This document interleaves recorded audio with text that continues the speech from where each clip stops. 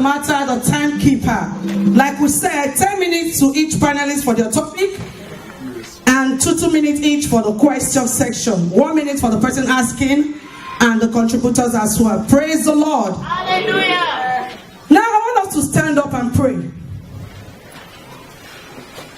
In a place like this, in a situation like this, in a topic as sensitive as this, a lot of things will be going through our mind. Permit me to welcome one of our ministers to join the wife on the panel list, Brother Biolu. You're welcome, sir. Please join Madam, join Madam. Today is a D-Day. You see the suit and the stepping. Thank you very much. We're going to pray.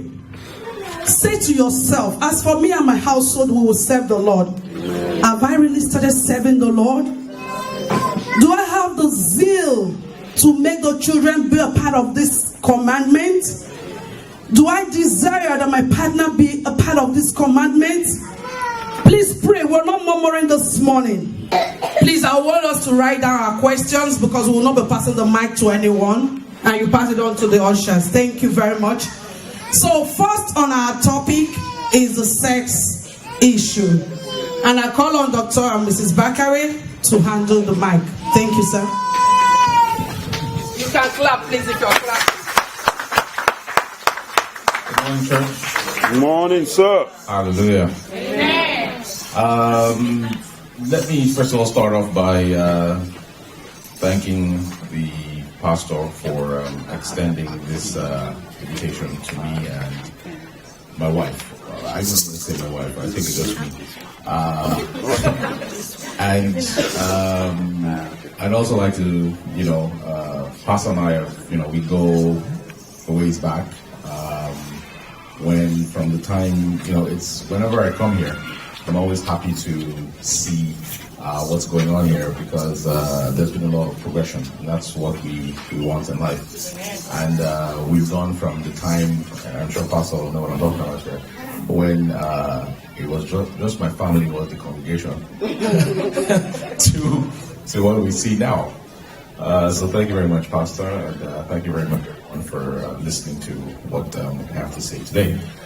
That being said, so I got a call from Pastor and I we're on a different level.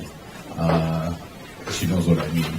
And I got a call from her on, was it Wednesday or Tuesday, okay. And she said, Doctor, I'd like you to help us out with this topic. I mean, my usual self, I'm always, a lot of you know me, I'm available to, help and, do anything that's required to make people, happy, comfortable, and so on and so forth. God has blessed me that way. And I said, sure, no problem. What can I do for you? She said, I need you to have this discussion or just take this topic in church on sex. I'm like, huh? I'm like, sorry, I didn't hear the first part there. And she said, yes, on sex. Take a look at your text message. I've sent you all the topics. I'm like, man, this is,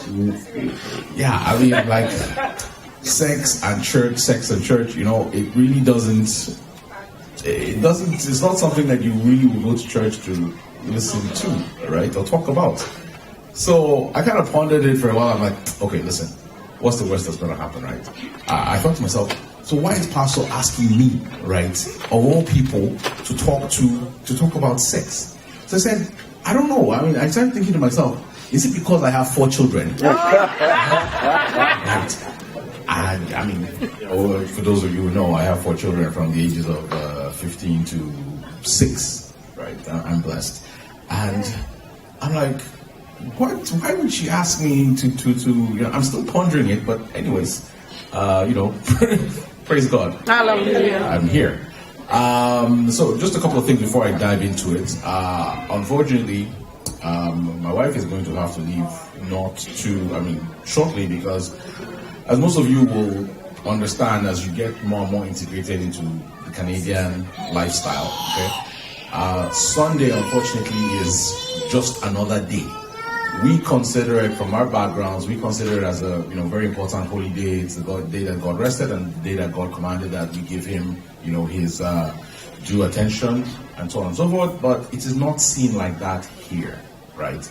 And unfortunately, there's sometimes when you can sidestep what you need to do on Sunday, and there's sometimes you can't. And in this particular case, my oldest child has started a job, and she works on Sundays, unfortunately. So she will have to go, shortly to, take my oldest daughter to her job. That's one thing. Second thing is, of course, my job. On my way here, I'm receiving text messages saying, "We'll see you in the office today," and so on and so forth, right? But that one I can sidestep because I'm here, and we'll try and make this fun. So just to, I beg your indulgence and your understanding, when my wife gets up to leave.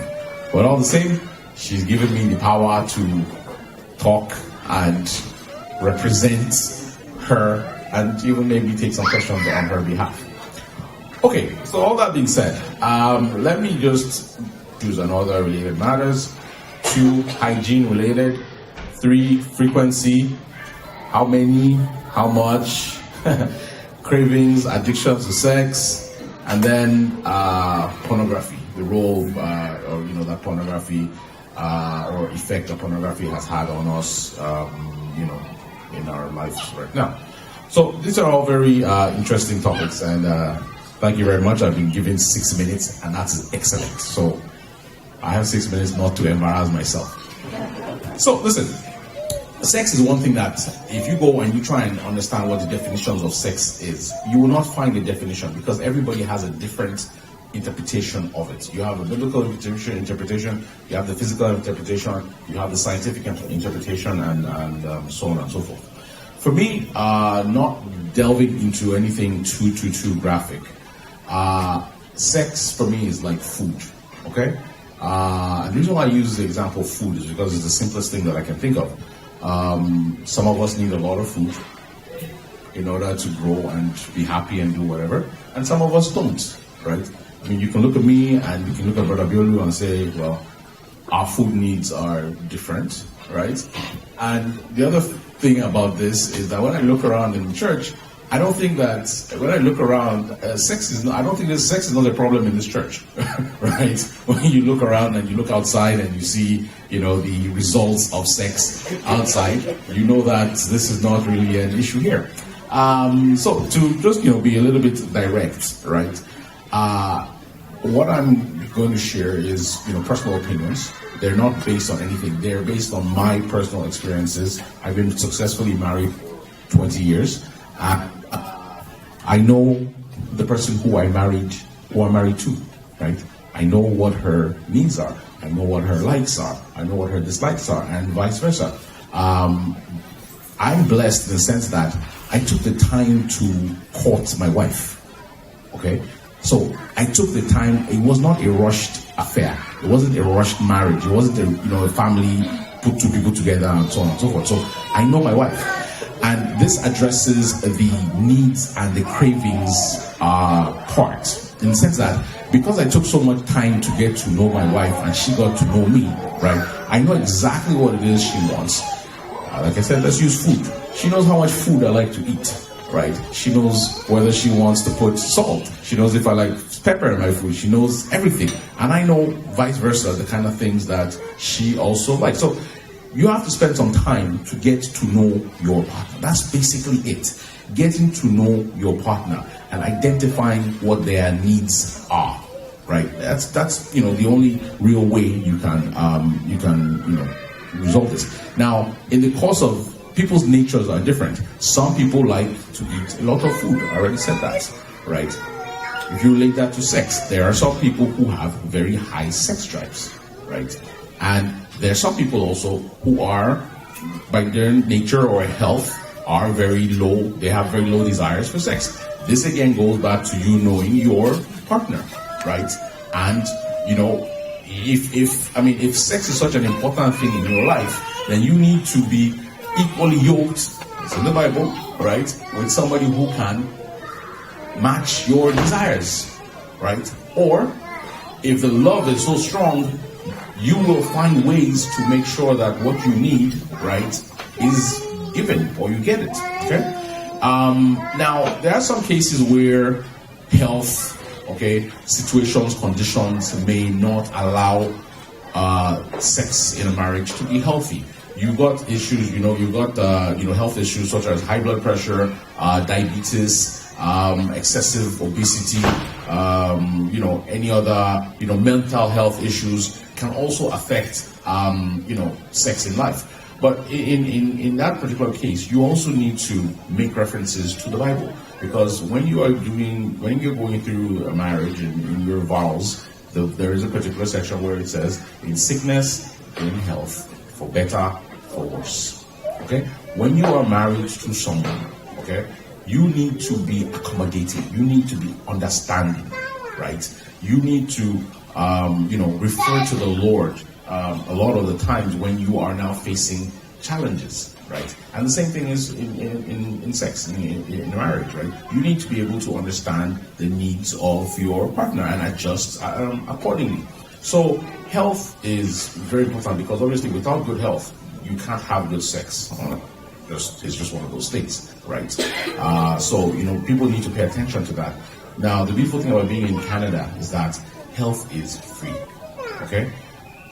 We owe it to ourselves, we owe it to our children to ensure that we are healthy, right? We need to go for regular checkups. When you go for a checkup as a male or as a female, there are certain protocols that your doctor will go through, okay? It's important that you get that clean bill of health. Just to, come home personally, in my house, we get checked up between every 4 and 6 months.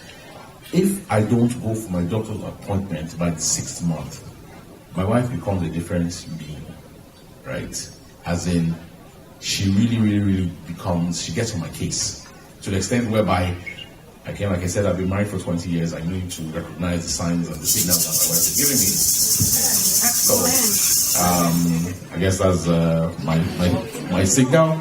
All right, well, I guess hopefully there'll be other occasions where we can go through this thing. But it's a very interesting topic, and I'm going to hand it over to somebody else to take it. Did you get something there? Yeah. You're not clapping like you did. Praise the Lord. Thank you very much, sir. In such a jiffy, you did wonderfully well. And we got some questions here. And 2 minutes to respond. Okay, so this question is, how do you balance sex if it's food when your partner is not around in the same place? Very good question. Now,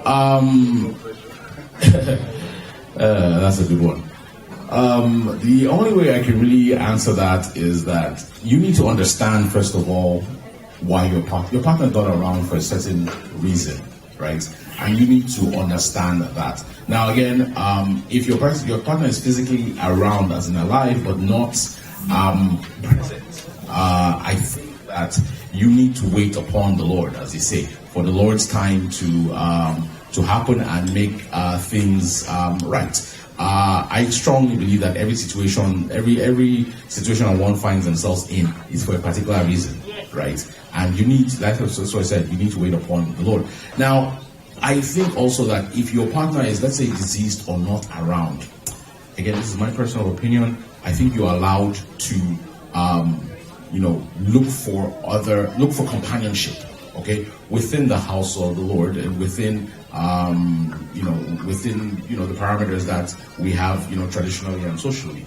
This is like I said, this is my personal opinion. Some men may not like this, that, after they pass or they demise, their wife is going to, but your wife is a human being. She's not a slave. She's not attached to you. She's not like in the olden days where the Oba dies and the wife has to jump into the grave with them and so on and so forth. So, this is my opinion, right? Thank you.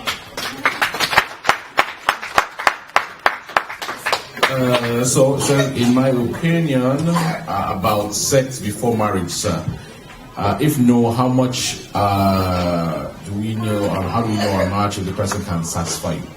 Okay, now, this is also another, my God, Pastor.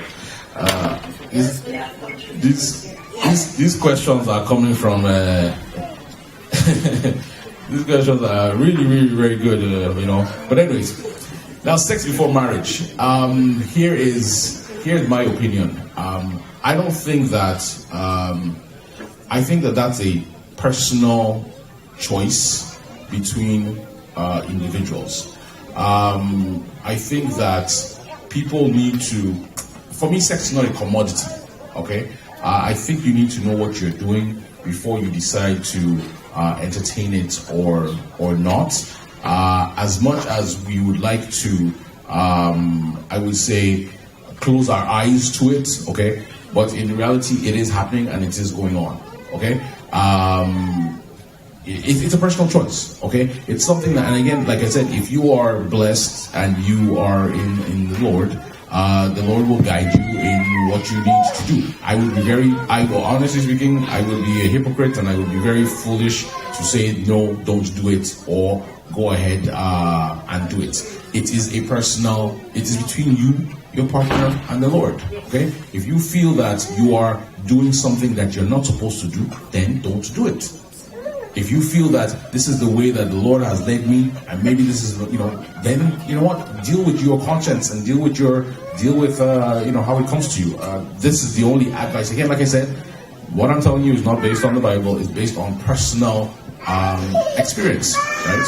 So, question: how do you balance sex? If it's food, I'll address that. Since sex is food, how many times do you recommend this in a day, week, or month? What's the cause for avoidance in marriage, right? Okay, again, like I said, for me, without having to say sex all the time, I like to liken it to food. And again, that's an individual preference, right? Some people can eat 4 times a day, okay? Some people can eat once a day, and so on and so forth. It is based on people's drives. And I can tell you that some of you may want to admit this or not, but the older you get, right, your drive changes, okay, because you have different things that you're now focusing on, right? It's no longer you and her, it's you and them, right? Everything is out there. You have bills, you have this, you have that you have to deal with, and sometimes that can, cut into that special time that you have for yourselves, and so on and so forth. But still, again, knowing your partner, knowing your situation, you need to adjust to it. All right. Thank you very much. Thank you, sir. The contributors will have 1 or 2 things to say. Well, for me, it all depends. What works for me may not work for you. We, both sides, men and female, we should also remember that it's actually natural. When the thing is new, the people in Nigeria will say the thing is shack. When the marriage, I will have to say it, even though we're in the church. That is why most times in the church, we have a lot of people going with that sex problem. Because we don't talk about it, we don't do it, we don't practice it. You find out that you get into marriage and at the end of the day, maybe it's not what you wanted. But from my own point, I feel that maybe 98% of time, you find out that the way it started, it's not the way sometimes other things, like Dr. Bakari said, takes, your time, takes your attention. It's not as if you're not into it, but it's not like a major thing in your life. And by the time both parties understands it, I think it will work better for them. President. Like he has just rightly said, I believe it takes a lot of discipline for one to stay without sex. Yes, it is possible. If you are not with your partner, you can always stay without sex. You have a lot of things, like Doctor has just said, you have a lot of things to meditate on. You have goals, you have many things to think. Say Holy Spirit! So I believe you can always do without sex. Even right from the courtship days, one can live without sex. Like I will have to use my own as an example. I had a courtship of 7 years with my wife without sex. And to God be the glory. Our first year, God gave us twins. So I believe it's part of those things.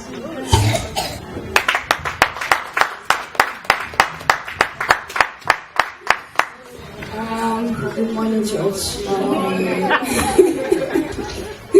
I've been told to say one or two things. Actually, for me, and like my husband said, we've known each other for a long time. And there was actually a time when we went with each other. But once you know that, with each other, he was, not physically with me, but spiritually was with me. But when you know that at the end of the tunnel, you're still going to see that person, I, for one, don't think, even if you are thinking of sex, at the end of the day, when you see each other, it makes it more fun. It makes it better. Because you know that when you see each other, you can go for hours or days if you want. So it depends on individual, because when you know that the person you're with is for you, loves you, and I don't think not having sex immediately is a big issue. I don't think it's a big issue. And how many times, or if you're in the mood for anything, honestly, sometimes I'm not in the mood, but by the time we talk and everything, foreplay, we get into the mood. Because it's not every single time that your husband wants to have sex with you that you're in the mood. No. Because there are times you're just not into it. There are times I'm not into it, but by the time he plays and everything, I'm into it, and everybody's happy. And believe you me, I tell you, if you give your husband what he wants often, the love will be there. Even if you don't feel like doing it, it's your duty to give him what he wants. And even if he doesn't want it, when it's your own turn to want it, he has to give it to you. Because you want it that time, he doesn't want it, and he wants it, you don't want it. So it's a give and take thing. If he wants it, you get it. And if he wants it, he gets it. So that is my opinion, and I thank God I understand him and he understands me, and life has been good. Please remember, she's talking about food. Praise the Lord. We give God the glory for everyone that has spoken. And here I just want to quote this scripture, Hebrews 13:4. Hebrews 13:4. And so we are talking about marriage here today. And so talking about sex before marriage. Of course, if you are a Christian, you know it's no. Amen. And so the Bible says, give honor to marriage and remain faithful to one another in marriage. God will surely judge people who are immoral and those who commit adultery. Amen.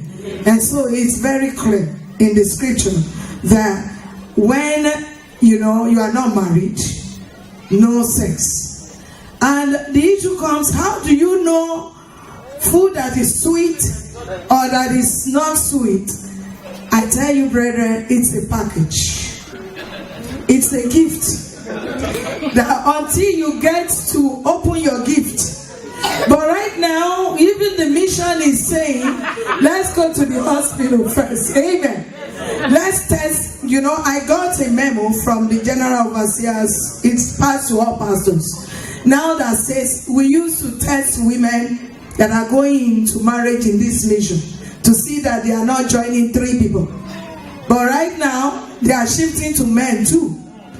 So because some men, they hide under maybe whatever issue, maybe health issue.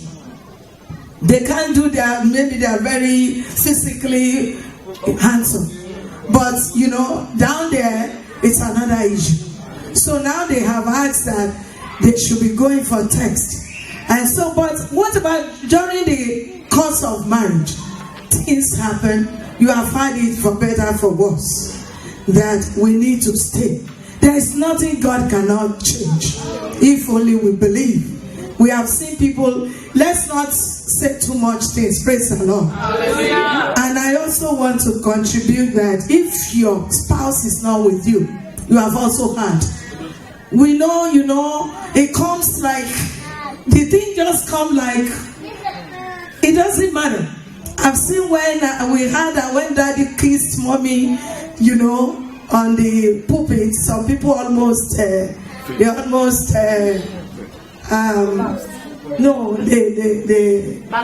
they almost backslided. But that's not true. Pastor, anybody, as long as you are doing it legally it's accepted. It's God that instituted it. How many times now? Cravings. Some to them is like it's terrible. I think it's demonized kind of. They crave, they can do like 10 times, 5 times it's small. Maybe some still do 5 times. But everything is on balance. Let's check our cravings and get balanced in everything. Praise the Lord. Hallelujah. Give a big hand, please. Pastor, but do not be firewood, though. Legebo. I'm in that category. When it was snow, I tell you, every night I call my husband, where you dey? Praise the Lord. The Lord will help us. And I believe the more you pray, the lesser you concentrate in that area. That's right. Now let's welcome Mr. and Mrs. Hostin. In Nigeria, they say black and white. That's what they be. Yeah, black woman, white man. He chose a partner that fits him so well. And this morning, they'll be talking about children, training, and morals. Welcome, sir.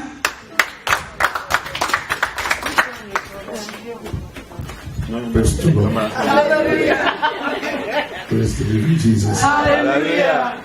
It is well. Amen. Yes, the topic is children's training and morals. Very hard topic. Holy Spirit will help us. Amen. Training a child is one of the most difficult things that human being has not been able to accomplish properly. Those who have done it, it's a specialty from God. Adam, if you had trained kid properly, you wouldn't have killed Adam. Praise the Lord. Hallelujah. Esau and Jacob, if their father had trained them properly, they wouldn't have those issues. Parents make mistakes, but some are very costly. Joseph and Mary made one mistake. They left Jesus behind. After they've gone far, they realized that he was not with them. That was a mistake. And they went back, lo and behold, to the glory of God. He was in the church, in his father's house, teaching people. So, when you're looking for your child, where will you find the child? If you meet your child in the church, then means you have taught the child well. And when I'm lost, I'm confused on the street of life, I run to the church. Not to the police station. Not to my boyfriend's house or my girlfriend's house. Then means I'm not training the child properly. So training. We need God's grace to train our child and our children properly in the way they should go, so that when they grow up, they will not deviate from it. I'll give a typical example of the children of Rachel in the book of Isaiah chapter 35, verse 5 to 6. Their father was not there. Even the man of God tempted them, gave them wine to drink. And they said, our father said we should not drink wine. And they did exactly what the Bible spoke of our father Abraham, that in the book of Genesis chapter 18 verse 19, that Abraham, I know, he has taught his family and his household to obey God, even when he will not be there. So, training is not just you take your kids to school, you feed them properly, you dress them well, they are healthy, and that's it. When you pass on and your children begin to misbehave, you have not trained them. Yes. Training is when you pass on and your children are behaving properly, uprightly, lawfully, spiritually, holily, righteously, then you have trained them well. And they can pass on that same training pattern to their children's children. Amen. So, morals. What's moral? Moral is like culture. It's like tradition. What you do every time that is right. Some of us are bad in the sense that you don't smoke, but you're sending your child to buy your friend cigarettes. What are you teaching that child? And the child says no, you beat the child for disobedience, for not obeying you. In the first place, you don't smoke. How come you have friends that smoke or that drink beer, and you send your child, let me buy beer for Baba Bukiat? Praise the Lord. So the moral there is wrong. Your wife beat your kid in the house and he runs to you and you say, don't mind, that's your stupid mother. That's not moral. Or that's your wicked mother. Don't worry. And you give the child chocolate or something because you love the child. If my wife beat my kid, they run to me, I'll tell him, go and tell your mother, sorry, man. And the kid look at me. I said, go and tell your mommy, I'm sorry. And I go back and say, mommy, I'm sorry. Mommy say, very good. Go and tell your daddy, I'm sorry. for going to report to him. And he'll come back and say, daddy, I'm sorry. I said, very good. So now what did you do? Then the mommy beat you. That's the way it should go. Because if you side with one child or with the children, you begin to build one kind of disloyalty, mistrust, and all kinds of things in their mind against either the mother or the father. The mother and the father, the parents should be on the same page when it comes to discipline the children, and they should be disciplined. Let's forget about this Oyibo style. The Bible says they're not the rod, and the Bible also says it is the child that the Lord loves that chastises. So let's forget about this, and it makes children very, very naughty and unruly because they play a lot and they watch all kinds of things when you are not there. They hear things when you are not there. Sometimes they want to put it to practice, and if you don't tell me to stop it at that junction, at that place, they will do it again. It turns to moral, it turns to habit. Yes. Some days back, one of my kids, my wife was talking to her, and she said, whatever. I said, come here. What does it mean? What does whatever mean? She couldn't answer. And I said, neither and then until you tell me the meaning of whatever. Yes. I said, get down. And I passed. It was when I was satisfied. I said, get up. If I hear whatever again in your mouth in this house, you will know the kind of father you have. So, we as parents, we should not tolerate all these things from children. We are Christians. We are not doing it because we are Africans. It's because we are serving the living God. So we must train our children in the way of the Lord because they are heritage from God, they are gift. And God will ask you, the gift I gave to you, how did you train them? Can you imagine you die and make heaven and your children go to hell? How will you feel? Have anybody asked themselves that question? You die, you're in heaven, and one day your kids die and they're in hell. How will you feel? If I were God, I'll take you back to hell because you failed the exam. God will help us walk past the exam in Jesus' name. Amen. Baba, you want to add something? Yes. Praise the Lord. Like my husband has rightly said,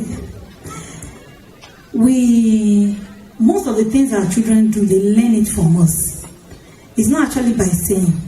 Because when I was in school, there is one thing they call etiquette, You have to teach your children the way you behave. There are sometimes you don't need to talk to them. Your action, your speech. Maybe you're talking to somebody on the phone. Yes, what do you do? Fuck you, All those things, they are learning it. Or you sit down, you understand? You don't know as a lady you have to sit like this. Your children copied all these things from us. And again, your ways of dressing, they copied it from us. You know that there was a time that sometimes if I want to, dress my children, they were like, mommy, you're always wearing. I say, yes, because these are my pride. You understand? It's not for sale. So you have to teach them this thing. And yourself, your own self, you have to make yourself, present yourself as an example for your kids. Your speech, the way you talk, the way you dress, the way you do things that you know that they are seeing you. You have to teach them.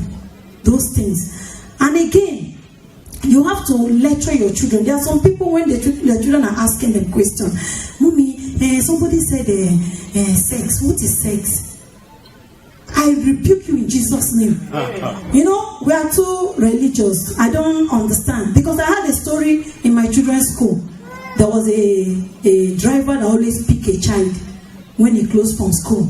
So they said the child was asking they asked the parents what is sex. The mother was praying. In fact, he has to go into fasting. But you know that this child has to ask the driver, what is sex? Do you know what the man did? He said he won't explain it to her because she won't understand it. They have to put it on practice. You know, this thing happened in my kids' school, that the proprietors have to start talking to parents. You know, if the mother took the time to explain to this child what sex is not a sin, but there is a time for it. It is meant for a particular thing. But when you measure things like that, some people get angry, like, I don't want to hear that word in my house. I don't want to do that. It's God that created it. So what I'm trying to say is that we should make ourselves as an example for our children. And that is the best. Amen. Praise the Lord.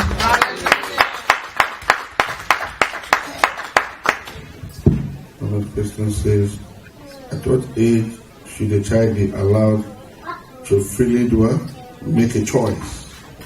Praise the Lord. Hallelujah. The person that wrote this question, at what age did you make your own choice? The law says 18. Jesus obeyed the law, he paid tax. The law said 18. So why would the child make decision at 12? What's the child brain at 12 to make decision? What can the brain? Have you seen a 12-year-old brain? Go to a laboratory and see. And let them test it for you. You see, there's nothing there. They're not fully developed. That's why kids that give birth to children at 16, 14, they have all kinds of medical issues. At 18, people that said 18, they didn't make mistake. So at 18, your child can take decision. Not even if your child is 24 and still living in your house, cannot take decision. You know that? Your child is 24 and he's still in the university and he's coming home for holiday and you give him money to buy shoes and buy shirts and buy panties and bra. What decision can he or she take on her own? Which one? I want to know. Do I have boyfriend? No. Do I have girlfriend? No. You cook and they will join you in the kitchen to cook before they will eat. Is he or she working and bringing the money for you to provide for him or her? So what decision do they have? They can't make any decision. You are their decision. Praise the Lord. Then another question says, I can see this. How in Canada, okay, here in Canada, how do you discipline a child without abusing the law? Praise the Lord. There was a time I visited Germany. From Nigeria, I went to Germany. And I was staying with some of my friends and in-laws, and her son misbehaved. You know what she did? In the public, she didn't touch. When we got to me, just took the kid, removed his shoe, and woke the kid on the feet. I said, why? He said, they will show her. There will be any mark on his body. Government will not see, nobody will know. So I'm going to new style. Praise the Lord. But my daddy, when I was growing up, anytime we do anything wrong, I was never beaten all my life when my daddy was alive as a pastor. But he does something to you. When you want to eat in my house when we're growing up at 6 a.m., the food, breakfast is ready. When you want to eat and the food is on the table, you have sat down, you want to eat, my daddy will just appear and sit beside you and begin to discuss the matter. The thing you did that was wrong. I tell you, you won't eat that food. You will so dislike yourself for misbehaving. You won't touch that food. Because when I grew up, I realized that it was just a military strategy because he was a military general. So it was like that. So there are several ways you can deal with your kid without beating them to the extent that you begin to have issues with the law. Praise the Lord. Hallelujah. The Holy Spirit.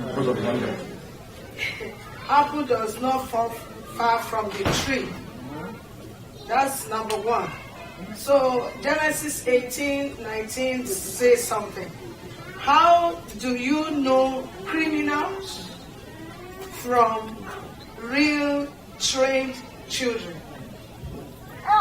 Then the third one is, how do you build a child with love and trust?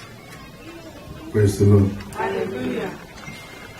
How do you know criminal? No matter how the child hides. Yes, some of us have seen family where the child is so nice, we want to say it's nice, it's kind, it's gentle, and in the school, it's in the court. Yes. And the day the parents will find out, the mother will collapse. Yes. But of course, I was discussing Bravo one day and Bill one day, and I told him that the parents were not actually watching the kids. No matter how they try to hide it, you must know. Number one, he has friends. They come around. The parents are never there. We are hustling. We want money. We leave the kids with house help. Yes. So you don't know. They come in at night, they are sleeping. Or you have slept because you are so tired. You came in at 9, you are so tired, you have dozed off, and your kid is coming in at 11 or 1. You don't even know. Praise the Lord. Hallelujah. When I was in the higher institution, university, if I come on a holiday, my mom will tell me, when you are in the school, you can stay out till 2 before you get into your room. We have given you to the school authority. If anything happens to you, you hold the school authority. But in this house, once it's 9 p.m., you must be inside this house. I say, yes, ma'am. And once it's 9 p.m., they will lock the door, so you can't come in, so you sleep. So you must come in. So the parent is the parent's fault. You will know your criminal child. You must know. Okay, who is the child? Who the child learn criminality from? Is it from the street or from you? You must have learned it from because you didn't take the child to church. The child does not hear preaching. You don't pray in the morning. You don't pray in the evening. You don't pray at night before you sleep. So who did the child learn criminality from? He learned charity begins at home. He learned it in the house. You give him $1, he takes 2. You didn't stop him, you didn't caution because he took, he did not ask and he did not give. You went in and checked and there is no money. Something has happened, you did not correct. Praise the Lord. Hallelujah. And the last question says, how do you, where is it? Is it pastor? No. Thank you very much. Big hand, please. He has said most of the things that we should ordinarily be thinking of on how to bring up our child. 1 or 2 things I would like to add is, number 1, you see, truly we are in the world of technology. We should try as parents to check our kids on how they make use of technology. Some parents prefer, in fact, right under their nose, their kids will be watching a lot of movies with all these pad and some other things. They don't care. They will even be discussing with their kids, have you watched a particular this? Have you done this? Have you done that? Go and check this.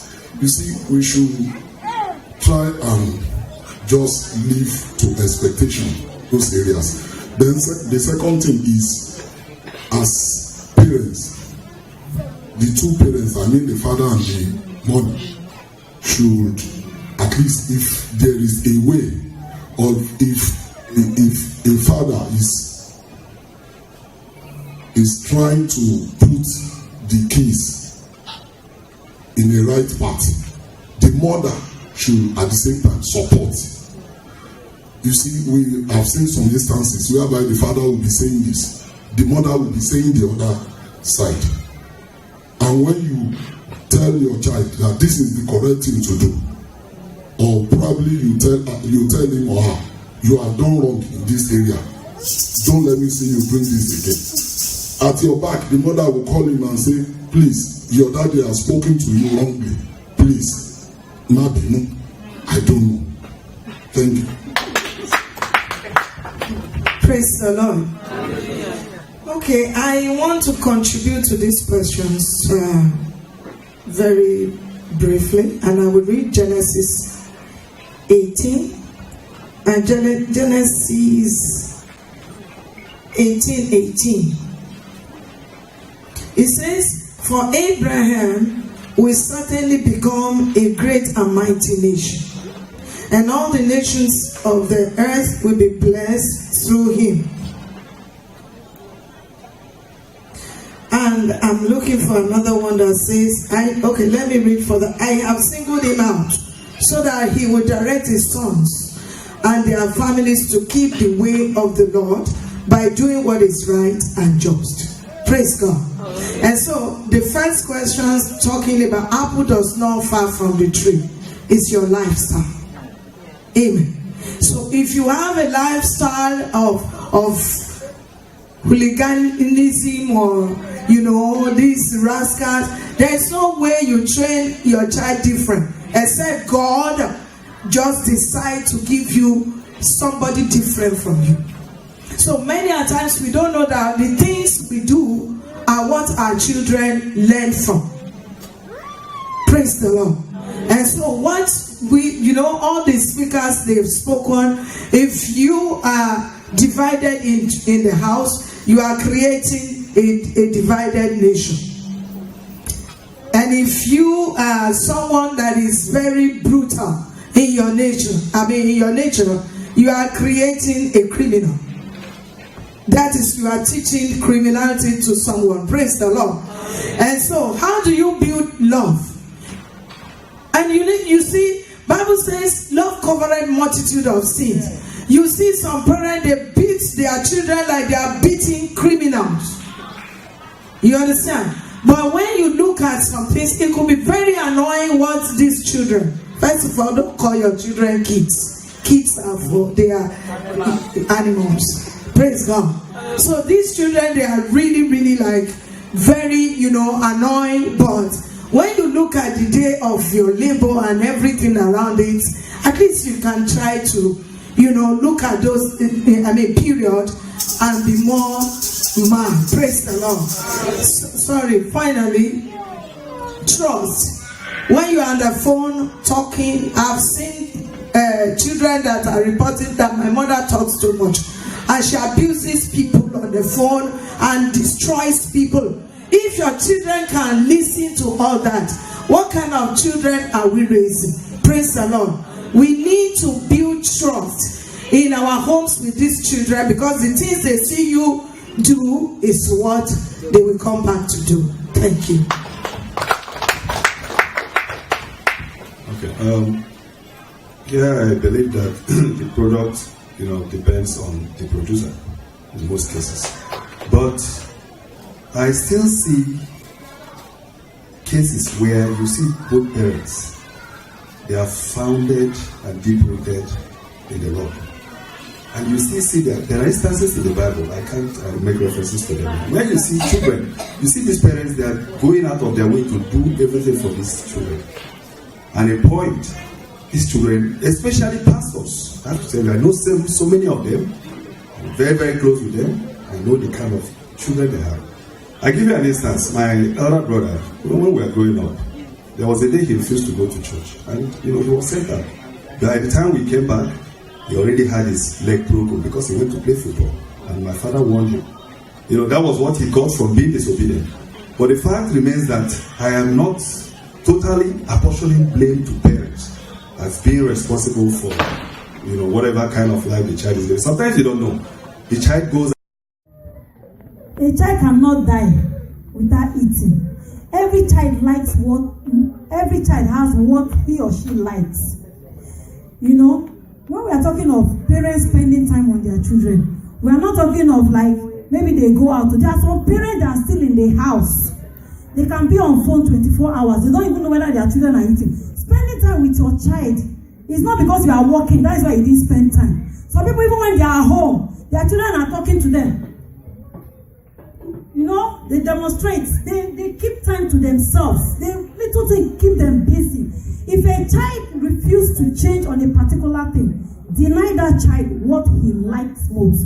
For example, like that child that is eating that cheese bowl. If you say sit down and he refuses, carry that, even if he didn't eat for the whole morning, he will not die. It's overfeeding that kill a child. Hunger does not kill. Take that thing. If he begs you, you say, see this cheese bowl? Is for good child. If you don't obey me, no eating. Just put this in your bag, zip it there. Let her cry. I'm telling you, do as if you didn't see her. She will come back and say, I'm sorry. I've watched many occasions like that. Mommy, I'm sorry. Will you give me? Okay, if I will give you, will you do it again? You know, look for what that child likes very well and deny that child of that thing. He will change and put it in prayer too. There is nothing God cannot do. Praise the Lord. Yeah, praise the Lord. And when you deny that child and the child gets it outside, what do you do? Ponder on that. Praise the Lord. I believe child rearing is only God. Praise God. There are strategies as humans we want to apply one after day. Praise the Lord. Quickly now, we'll move on to Mr. and Mrs. Fagbenro to handle the finances.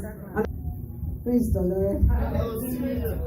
Praise the living Jesus. Hallelujah. Yeah, the topic before us is finance in marriage, I think. Yes. Yeah. I'm going to talk about finances and marriage. We're talking about how to manage our resources, how to manage money in particular. And I would want to start by saying, what God has joined together, let not even money put us under. So I think finances and marriage, or finance and marriage as the case may be, we need to be transparent. Transparency is the key word. When it comes to talking about finances and marriage, we need to be as couple. We are one already. The Bible says, "And the two shall become one." So that means we need to be transparent as best as we can. It goes a long way. And when we also talk about money, we're talking about getting a good way of life for ourselves, buying ourselves a good way of life, health, talking about good education for our children and all that, And I think it was analyzed, it's been analyzed here, talking about how to pay bills, spendings and all that. It's important that we know that God gives, God gives all things. It's only God that provides. As much as we try to work hard and make ends living and all that, we should always have it at the back of our mind that God gives. It's not like we are worth it or anything. No, it's God that provides for every one of us. So we should try as much as possible to know that all these gifts that we're talking about, the resources, are gifts from God. And so after having that at the back of our mind, it still boils down to we learning to save.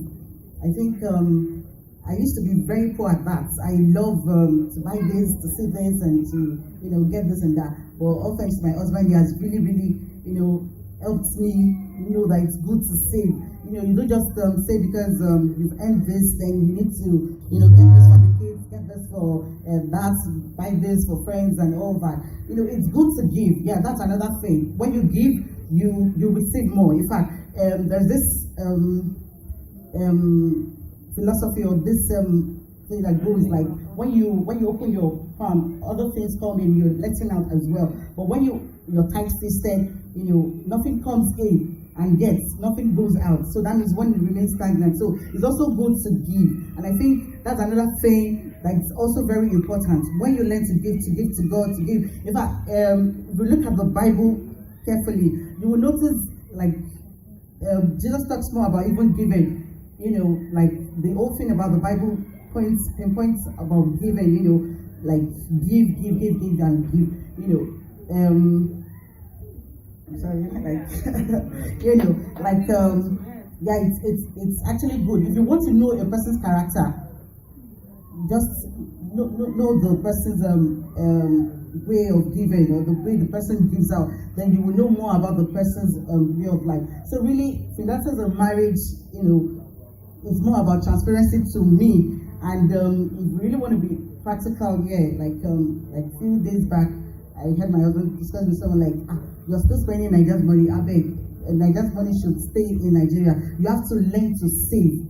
And really, it has really helped us a long way. It has really helped us, acquire properties. It has really helped us do this and that to the glory of God. So what am I trying to say?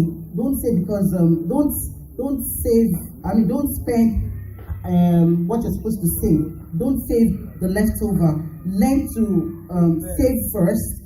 Separate that which you want to save first before spending. Don't say, okay, I've got this $20 then, let me buy the shoe I wanted to buy, or it's been on my wish list all the while and all that. Then you now go buy that first, then before saying, okay, I have $1 left, let me save that. You should learn to save first. There's a particular portion that should go into saving first. Then after that, what you have left is what you should make budgets on. And that takes into, budget itself. We should learn to make budgets, make plans, set priorities. When you have it listed, you won't go astray, you won't, of course, family members will come, my brother's school fee, my this and all that, So it's always good to set a to-do list about spending too, make your budgets, okay, this is what I want to apportion to this is what this is going into and all that. And God will help us in Jesus' name. I will give it up to my husband. Praise the Lord. When mommy sent me the text within the week, I almost said, Mommy, no. Because finances, even the first and the second topic, is a very, very important topic that has power over the two. There are some adage that said, if you don't have money, you are thinking of sex. What type of sex is that? You don't have money, you are thinking of, some father in particular. We believe, look for money, leave the wife to train the children. When you get the money, who is going to? Over we said, no man call it a quarter, no man get it a quarter. So I'm going to look at the finances very briefly, like my wife has said. Finances is marriage a very difficult topic. In fact, I always run from it. You see, when you talk of bills, when you talk of payment, it's mostly people say it goes to the husband because he's the head of the home. But at times, it is always good for the women to support. When you support your husband, that doesn't mean you are giving him the power, or you are actually supporting your husband for him to see that you are part of that family. What you can't start, you can't stop, or you can't help, don't start it. When I was dating my wife, when we were cutting, whenever I visited my wife, I do give her excess. My wife do say it, men, when you are looking for something, they pretend at that time. But I thank God today, I still stand on that particular attitude. Finances in marriage, giving in marriage, is individual attitude and individual thinking and experience. Women, when there are issues in marriage, you look at it very well. If the man has much money, there wouldn't be issue, and the wife just support. But if it is otherwise, that is when you see issues. When the woman has much money, more than the husband, then she will know that she has the power that what a man can do, the woman can do better. No, it's different in marriage. There are some marriages that collapse today because the wife refuses to be submissive, no matter how, whatever you have in the marriage, financially. And when you talk about marriage, there are some things in the house, even despite the fact that you have as husband that you can do, there are some things you don't allow your wife to do. Like my father used to say, don't allow your wife to take care of your food and feeding in the house. It gives the woman power to say, I have to wait more boy. Yes, not all women, but 80% of African women, that is what we have. We want to exercise to demand that I can do more than you do. This is just reality. When I met my wife was collecting salary more than I do.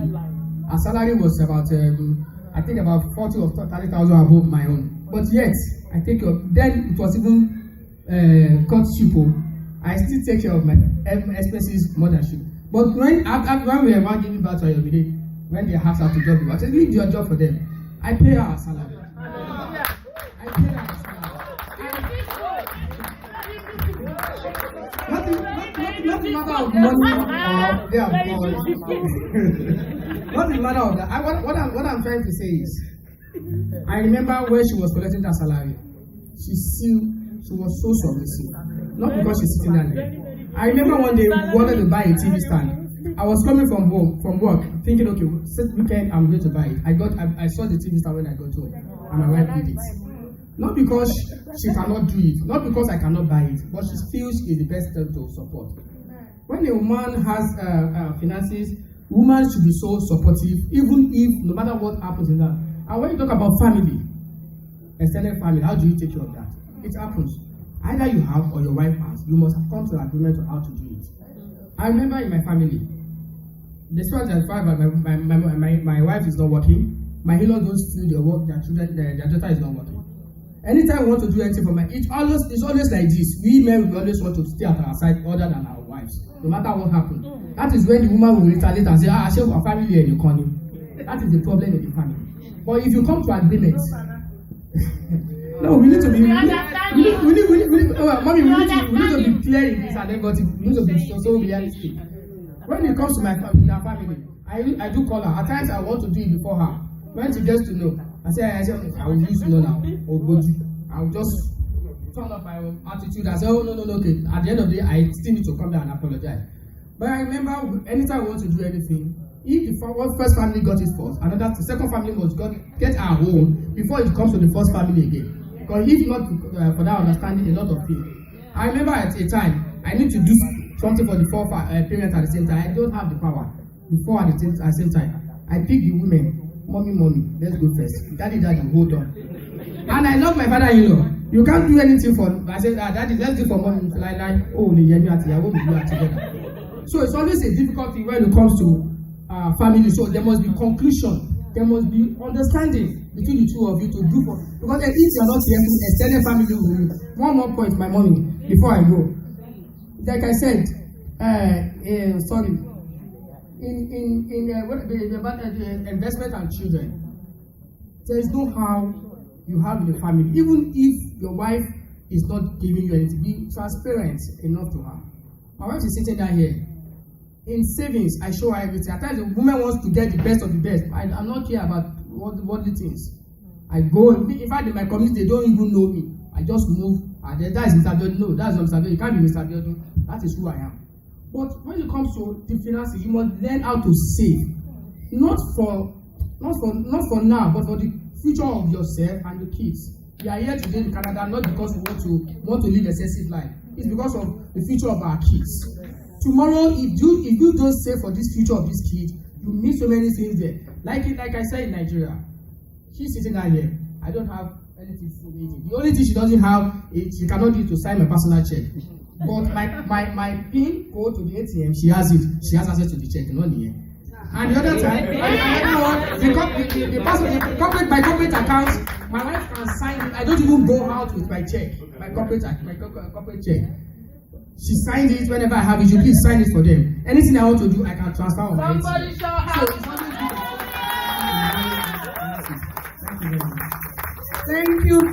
Thank you. So wonderful. I hope we won't take that time for the questions. Okay. Now, I think in the area of finance, we've heard so much. I was expecting more questions in this regard. Because I remember when Mommy Gio took a section with the women, and she said when God said the woman was a part of the man, it meant 50-50 in the home expenses. Did we hear that message? I remember then in Ogba, a lot of families were angry. The mothers were not happy. The women were sad. Why should it be 50-50? What she simply meant was being supportive. You can't be the helpmate and you cannot offer something easily. A lot of us, we grudge. You know your salary is 30% higher. You are grumbling. I know you will not bring this thing home and I will not buy it. I've handled counseling with parents and that's what they say. She will tell you boldly, so long as the man should fend for the home, he get the money, not get the money, I know. That should not be our mindset. So are we ready for the questions? Okay, Pastor Man. Praise the Lord. I just want to know, this is so great. Praise the Lord. And for finances, honestly, here in Canada, it's like, no matter how hardworking the man is, because some men, when they get here, they will tell you, my wife to support me. No, it's not true, sir. I was in that long time, But after some time, it's not easy. Even if it is to pay for light, even if it is to take care of one bill or the other. You understand? In my home, let me even say how it should be. Everybody, my husband pays more, but I see, for example, if we have 1,500 in the house, it goes for 1,000. I go for 5. Praise the Lord. Let us make sure that we put your bills, like list them. This is how much we are going to pay, within the month. I come with this. You come. In Canada, I'm saying, in Nigeria, the man takes care of everything. Praise the Lord. But at least while I was there, that's it. I even have a saying that says, a truly successful man, takes care of everything. And the truly successful woman find a man like that. But in Canada, it's a different thing. So put the list of what you have within the month. Everybody comes, I want to take 200 out of this. You are taking 800. There will never be quarrel. And if we have to say, like my brother said, for extended family, like he said, they can put everything in disarray if you don't take care of them. Let's agree in a month too, or any time. This is how much we will give to father, mother. Let's put money together and send. Praise the Lord. Hallelujah.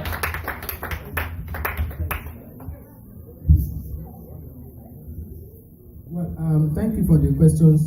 We have about 3 questions here, and I think the first question that was my last summary, how to do with extended family. Try and make sure that you know what you are giving at a particular time. Don't allow extended family to dictate on your family. They have their own. Your family should come first. Whatever the excesses you have from your home family, you can say, okay, we have 5 naira. Out of 5 naira, let's leave 2 naira for the extended family, 3 naira for savings. Very easy. You take care of them. And dealing with bills in this land. Bills in this land. When you talk about them, I think that person means Canada. There are bills. Fine. I think it still has to do with your understanding with whoever your wife. You must be able to agree. If your wife is getting 1,000 and you are getting even 1,005, I will still say it here. Men has the most responsibility of the home, either you like it or not. Anytime any man tries to shift in responsibility to a woman, there is issue. There will be issue. The woman will come to let you know we can do it together. Even if you cannot do more than your wife, there are ways you can tell your wife. Like I watched one video over the weekend. The woman was like, women don't wait for husband to do everything again now. You know the best way to take money from your husband. Not until when your husband says, take this money for food. You don't need to even ask. Give him the best food. Let him sit. When you come in camp or you welcome him, let him sit. When he sits, let him start eating. By that time he's eating, you are telling him, for more than 5 naira. And you're writing it down. It's a strategy.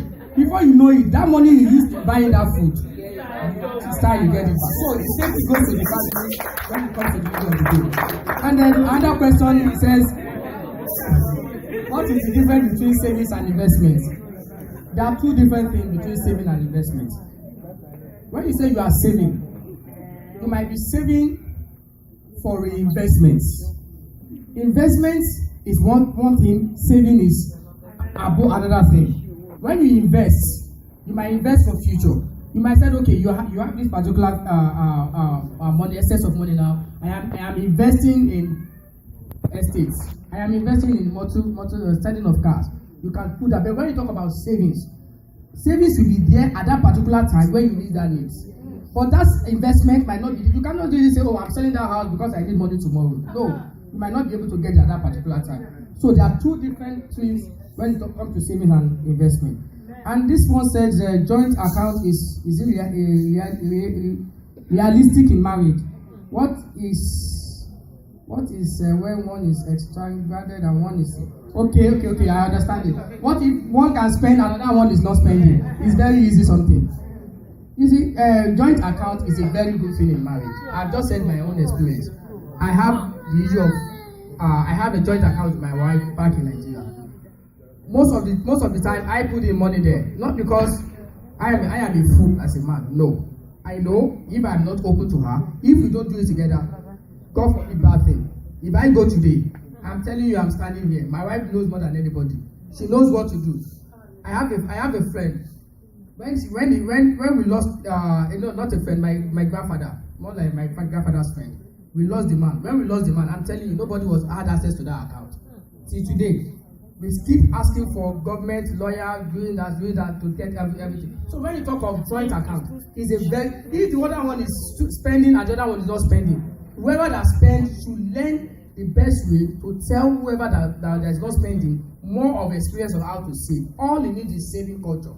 When that person gets it, he understands everything, and automatically you'll be able to move up together. So joint account is a very good thing in marriage, which is so important. Thank you very much. Let's give Pastor a big round of applause.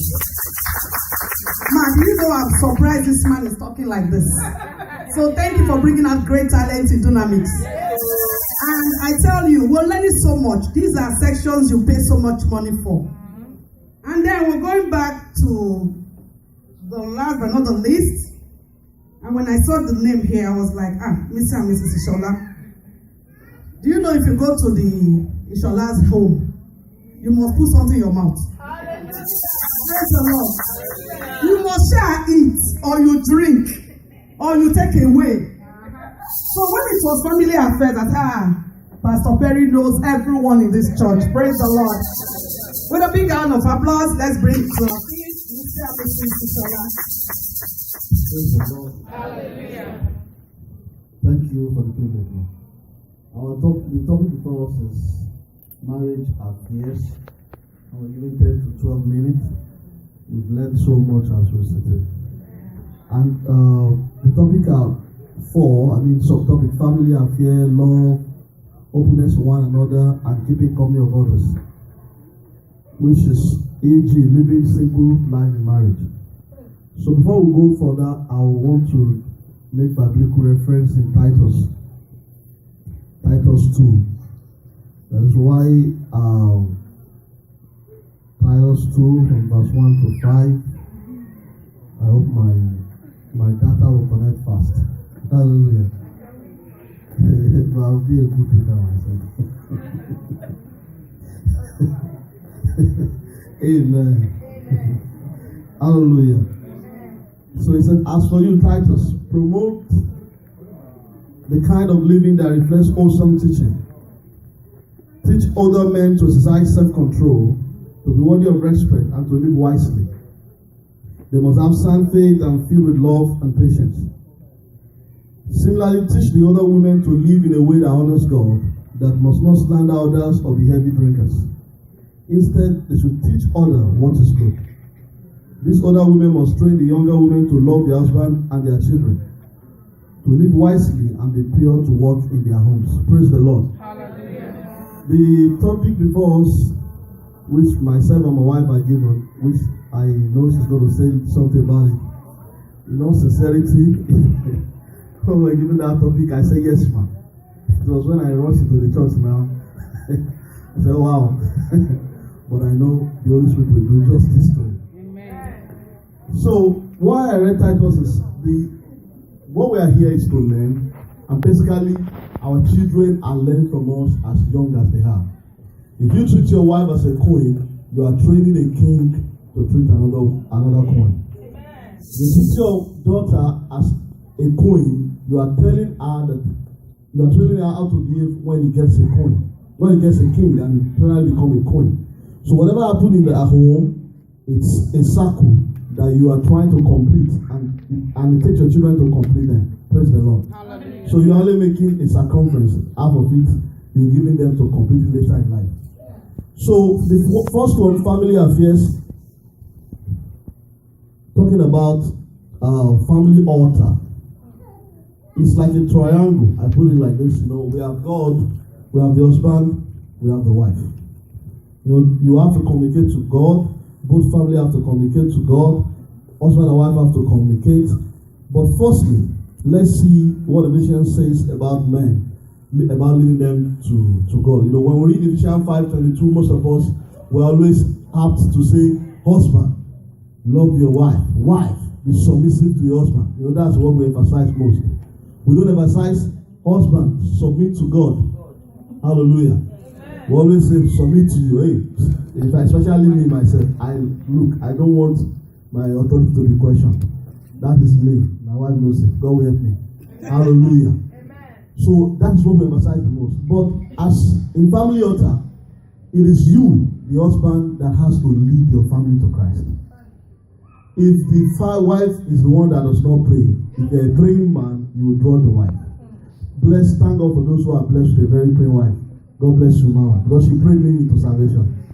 You know, back in those days, I was everything a boy in his age could be, a unionist, you know what I could be.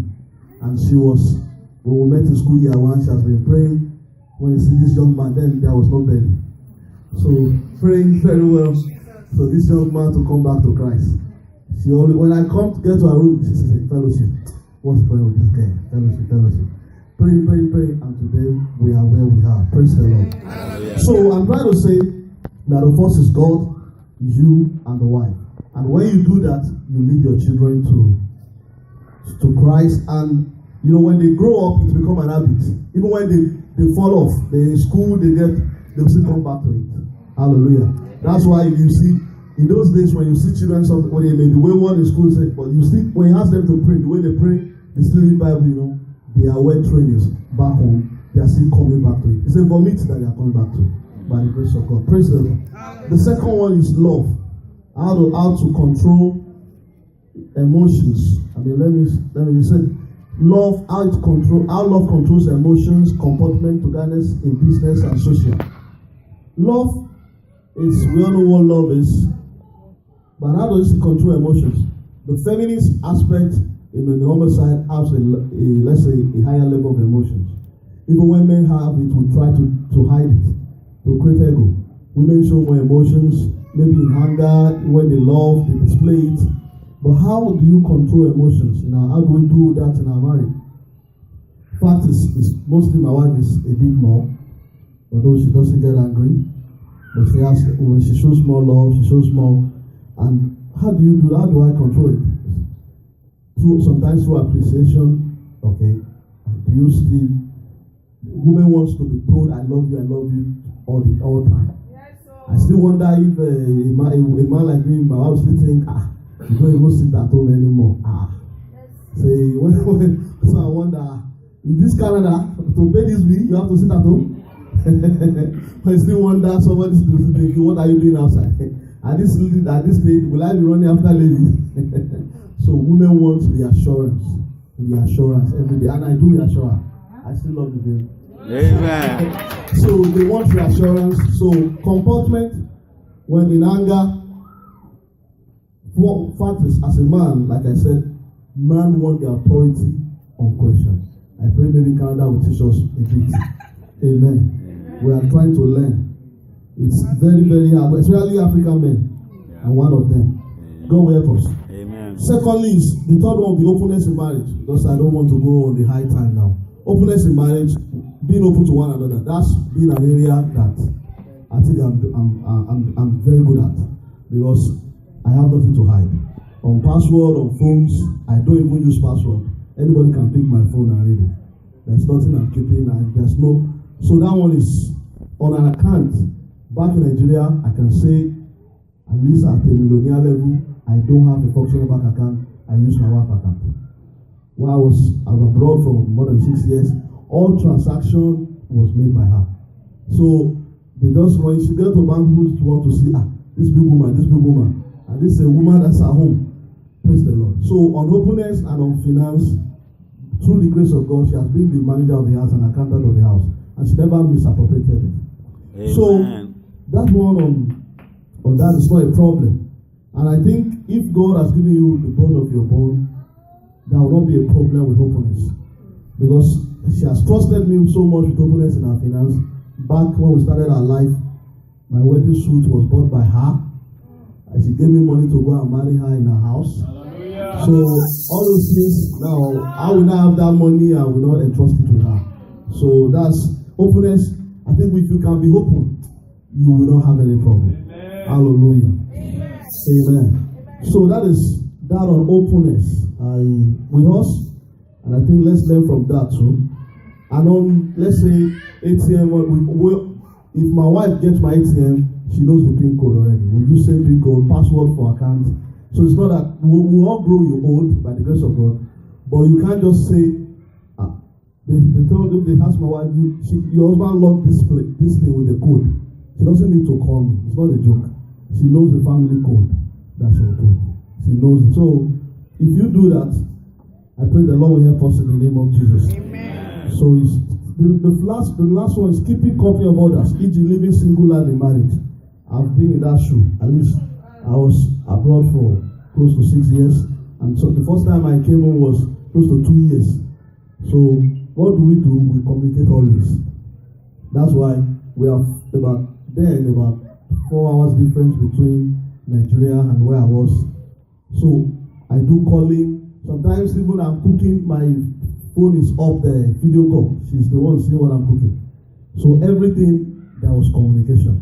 So if you're in the same shoe now, the grace to go through this and come out shining, the Lord will give unto you in Jesus' name. So you can keep your company even when you are still far away from each other. So don't keep any secret. Tell him everything. Even if you have a hodge, tell him. I tell my wife in those days, my wife tell me in those days, I'm having a hodge. And she keeps complaining. Even when you're about to fall into a temptation, share it with him or her. That look, there's a particular lady, she always do this to me. She will always encourage you, or he also will encourage you. Because the Lord will help us in the name of Jesus. Amen. Hallelujah. Your wife. Yeah, she already ran. Okay. Praise the Lord. He has said it all. We've been together for like 18 years. We courtship for 10 years, and this is 8 years of our marriage. He has been a wonderful husband to me. And talking about the submissive, I cannot say I'm 100% submissive, but I want to advise everybody that, in fact, that is what the submissiveness is what we use to gain them. Yes. Because with that, they can give you everything. Oh, yeah, they give you everything, and that's what my husband wants. And I want to say something about sorry. A little sorry can change everything, because you can't say husband and wife they don't fight. As we do have quarrel, but what he needs is sorry. And sometimes I used to prove very. You are the one that did something that is wrong. I would like to say sorry, but he will still be expecting me to say sorry, and he will insist on it that I need sorry from you. Even if you don't say sorry, you are still not saying sorry. You put food on his table, he will eat it. You do everything for him, he will eat it, but he's still expecting that sorry. Until you say sorry, he will not do it. So we should learn how to say sorry. Praise the Lord.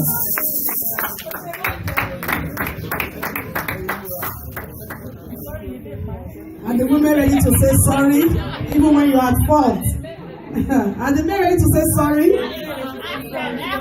You know, like the African man, they will do it indirectly. All the way we know they are saying sorry. Praise the Lord.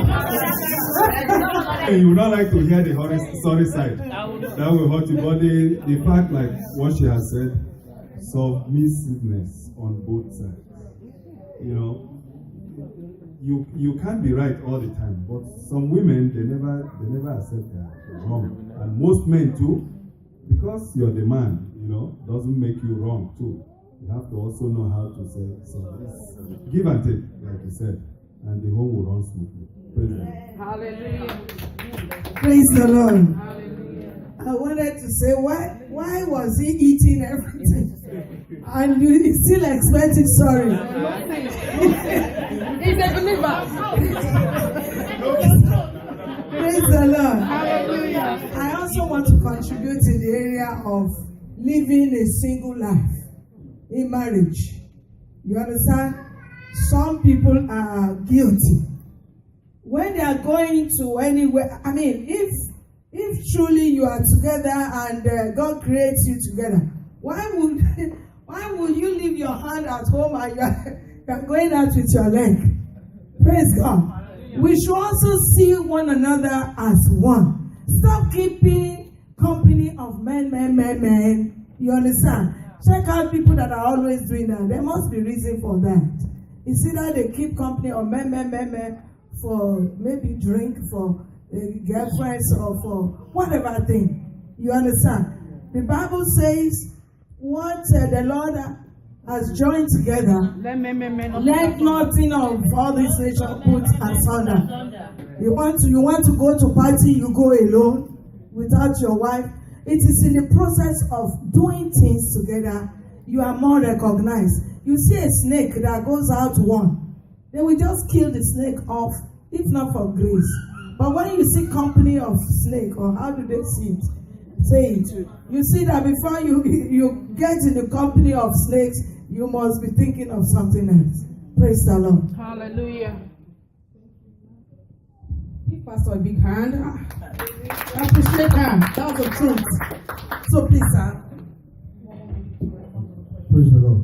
The first question says, many Christians who are not real. As on the outside, they pretend. What do you advise?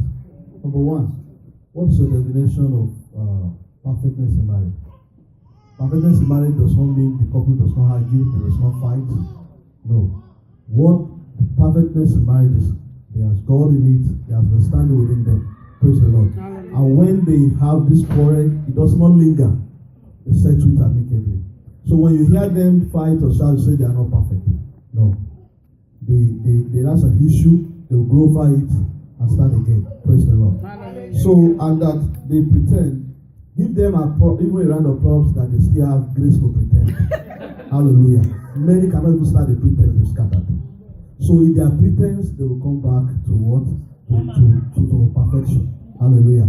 Instead of you mocking them, pray for them. Hallelujah. Because mostly we are so much about people who want so many marriages. They are pretending. Don't mind them. When you step together, they are pretending. Why? Don't wish any marriage to fall. The Lord help you in Jesus' name. Amen. Secondly, are you saying there is no openness? If you say there is no openness, such man or woman has not married the bone of her bone? No, I'm not saying that. I'm just saying it's grace. Thank God for the grace that one if I'm open now, it's God's grace. So I'm not boasting about it. And I'm saying that the person who is not open, pray along with him and be open. Those who God is not open, or you are not going to be open. You can teach him or her. Hallelujah. And two, I will still advise, don't be the one that, this man is not open, this woman is not open. Don't be too dogged. I want to know this, I want to know that. Yeah, so don't find too much. When you don't know too much, you have peace of mind. It's an advice. Hallelujah.